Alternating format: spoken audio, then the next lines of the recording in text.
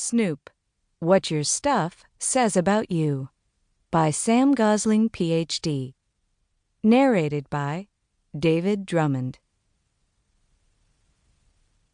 In appreciation of their wisdom, creativity, and loving support, I dedicate this book to Mom and Dad and to my mentors, Oliver and Ken. Prologue: The Arrival of the Mystery Box. A FedEx package awaited me in the mailroom. Nothing much distinguished the box from other boxes. It was your standard box, brown and about the size of a shoebox, but squarer. What made this delivery different was the unusual set of instructions that came with it. I was not to open it until given permission to do so. Just in case I was in doubt, the words "Do not open" were boldly inscribed in black ink across the top flap. According to instructions left on my voicemail, at a prearranged time, I was to videotape myself opening the package. So at 3 p.m. the next day, I took the box to a small room equipped with a video camera. Once inside, I pointed the camera to the spot where I would be standing and switched it on. I moved into view of the camera lens and pulled a small scrap of paper from my pocket. There was a number scribbled on the paper. I punched it into my cell phone. "This is Dr. Gosling. I'd like to speak to Gary." "I'll put you through." A click, then a pause. "Gary speaking." "It's Sam here. I'm ready." "Go ahead and open it up."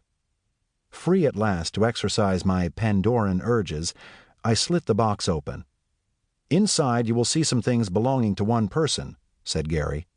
"They're all taken from that person's bathroom." I noticed he was careful not to say his or her. "Take the objects out one by one," he continued, "and tell me what they say about the owner." As I removed the objects, I turned each one over in my hands.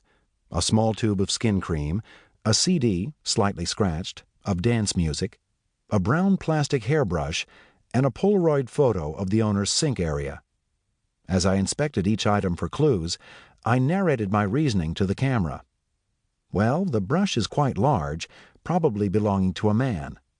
My theory was supported by the Polaroid photo, which showed a sink area with the surrounding surfaces generally devoid of sweet-smelling stuff and with levels of grime and disorganization more likely to be associated with males than females.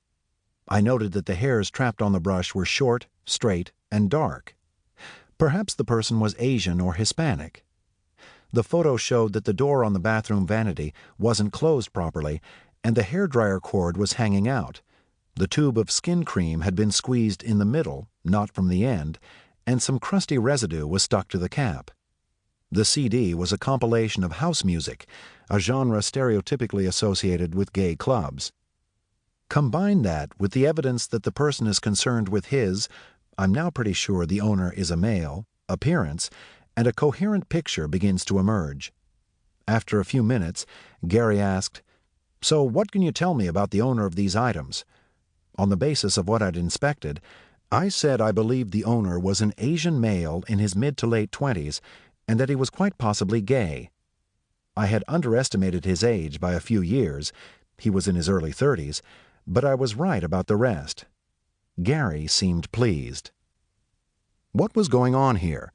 What was I doing talking to this faceless voice under such strange circumstances? And why should I, of all people, have anything useful to tell him? The mysterious caller was a television producer planning a new reality series that would deal with the familiar, almost irresistible human urge to snoop. If you're anything like me, you do more than passively observe the surroundings when you enter someone's living space for the first time. I find it hard not to look around and collect, filter, and process information about the occupant. Would I be so kind as to excuse the host while she goes to the bathroom? Absolutely. She's gone. Right. Hightail it over to the bookcase. Scan the books. A guidebook to budget travel in Madagascar. A tiny gift edition of Virginia Woolf's A Room of One's Own. Interesting. Now the photos. All but one show my host with a big group of friends, and each picture projects an image of drunken hilarity. No time to dwell. I just heard the toilet flush, and there are still the CDs, the trash basket, and that pile of junk on the windowsill.